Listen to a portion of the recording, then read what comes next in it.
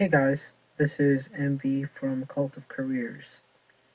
Now, as mentioned earlier, the first thing that we're going to cover in our effective prototype model is process.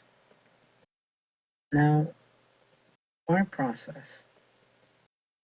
There are three reasons why we cover process. The first is the fact that you become an expert of your software. You're not just a spectator, you're a player.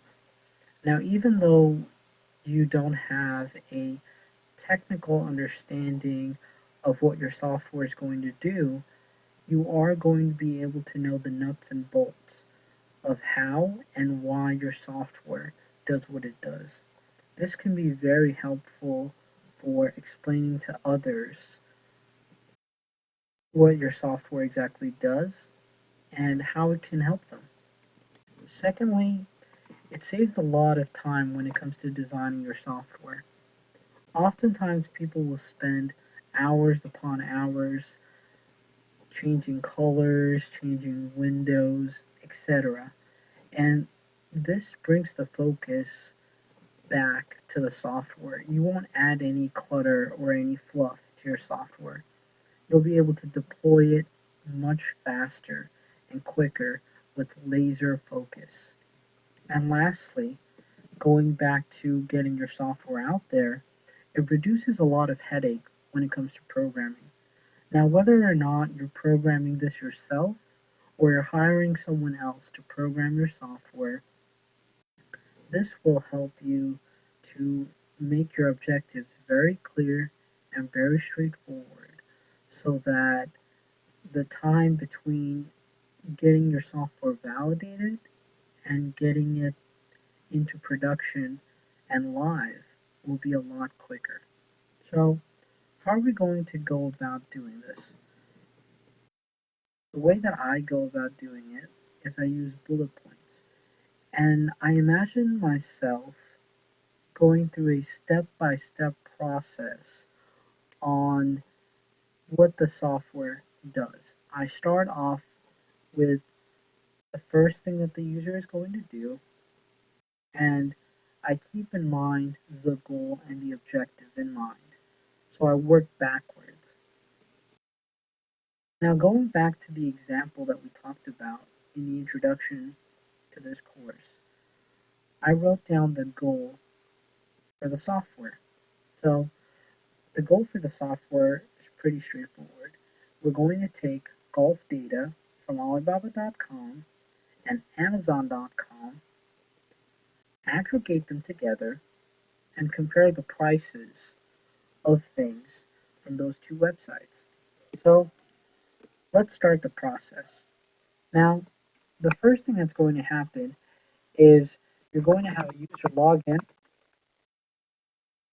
or if the user can't log in, they're going to create an account. So what happens next after the user logs in? Well, the software is going to aggregate data and pull data from Amazon.com. So it's going to pull data from Amazon. Now, this is an example of a bad way to describe your process. When we're writing down the process, we want to be able to be as detailed as possible. The more descriptions that you can add, the more specifics that you can add, the better. So we're going to say pull data from Amazon.com from the category. So we're going to look at the category. It's going to pull data from the category sports and outdoors.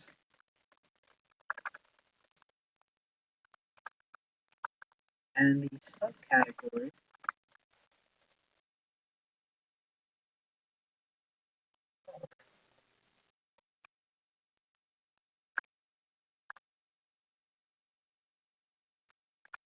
so as I mentioned, you want to go deeper into what your software does. So once it pulls these categories, what's it going to do? Well, we're going to organize our data based on brands because we want to be able to search based on brands and compare based on brands.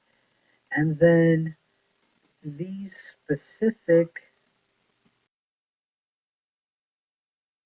equipment. So let's go ahead and add that.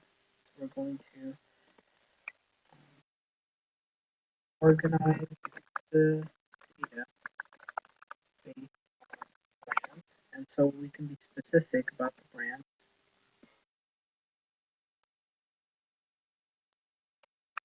And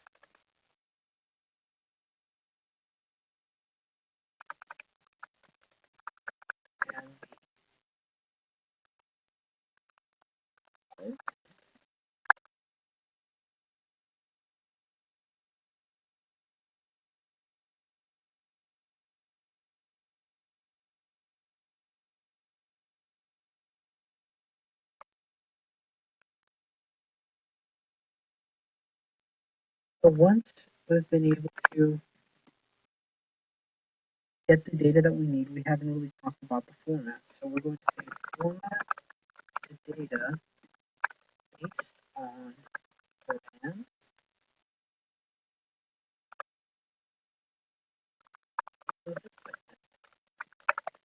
price.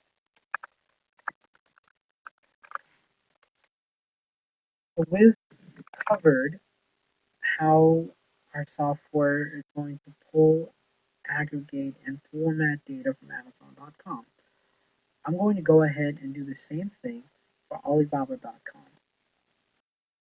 So I've gone ahead and went through the same process that I did for Amazon.com for Alibaba, where I looked at the categories and the subcategories with the specific formatting I would need to use for the site.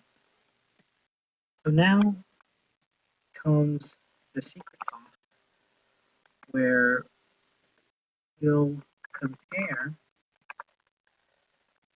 product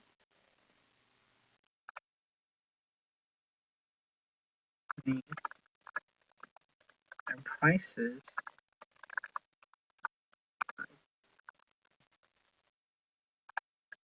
So that will be the last step that we use for our software to achieve its goal that I mentioned earlier, which is to take data from Alibaba.com, take data from Amazon.com related to golf, and compare the prices. Now we can be a lot more detailed here, where we could go and say, um, we could say use the formatting of, use the formatting of a product price and website. And so we can, there's obviously a lot of details that we can add to this, but I hope this gives you an idea for the framework that you would use for the process step in creating an effective prototype. I hope this was helpful. Please feel free to ask me any questions that you might have. Thank you.